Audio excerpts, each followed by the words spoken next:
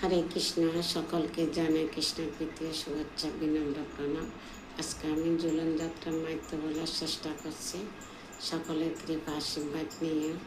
দোলেশ্বর দোল গোবিন্দ, চাপেশ্বর মধুসূদন, রথেশ্বর ব্রহ্মানন্দিষ্ঠা, পুনর্জন্ম ন বিদ্যাতে। এই ঝুলন যাত্রার মুখ্য উদ্দেশ্য হচ্ছে সকলকে কৃপা করা। তো আজকে আমি এই মাইত্য হলো শ্রীকৃষ্ণ শ্রাবণ মাসে ঝুলন যাত্রাটা অনেক আনন্দ মুখর যাত্রা। ঝুলনা তৈরি করে অনেক সুন্দরভাবে সাজানো হয়। সারা পৃথিবীর সব জায়গায় ঝুলন যাত্রার উৎসব শুরু করা হচ্ছে। ঝুলন যাত্রা শুরু হয়েছে বৃন্দাবনের থেকে। শ্রীমতী রাধারানী যখন শ্বশুরবাড়িতে ছিলেন যাবটে প্রতি বছর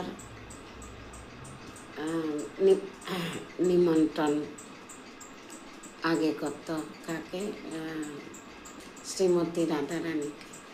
কিন্তু এক বছর একটা ঘটনা ঘটছে।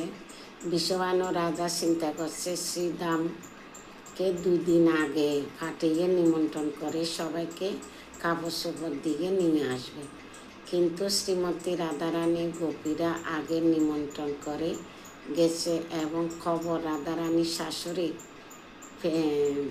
শাশুড়ি মা পেয়েছে। বলছে, বৌমা এবার তোমাকে বাবার বাড়ি যেতে হবে না, কেউ নিমন্ত্রণ করতে আসে না, আমি বিনা নিমন্ত্রণে ফাটাবো না। তখন রাধারানী মনে একটা স্বাভাবিকভাবে দুঃখ জাগলো। রাস্তার দিকে দেখে থাকতো, গোপীদেরকে জিজ্ঞাসা করতো, তোমাদেরকে নিমন্ত্রণ দিয়েছে? বলে হ্যাঁ। আরও মনে খারাপ আসছে। তারপর একদিন দেখলো এক গোপী এসে বলল, রাধে তোমার ভাই আসতেছে। খুশিতে রাধারানী ছুটে গিয়ে ভাই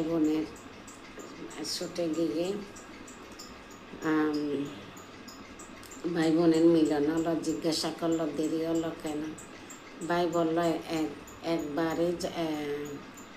একবারে যাবে, এক রাত্রে থেকে তারপরের দিন নিয়ে আসবে। বাবা এটাই বললো। তো রাধারানী বলল, শাশুড়ি মা রেগে গেছে, বলছে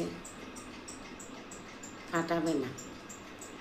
তো শ্রীধাম বলে উপহার পাঠাইয়েছে শাশুড়ি ননদ জামাইয়ের জন্য, শাশুড়ি মার উপহারটা হাতে দাও। তখন শ্রীমতী রাধারানী বলল, উপহারটা হাতে দাও। শ্রীধাম গিয়ে মায়ের হাতে শাড়িটা দিল, বলল, বাবা মা আপনার জন্য পাঠিয়েছে। শাশুড়িটা পেয়ে অনেক খুশি হয়েছে। জটিল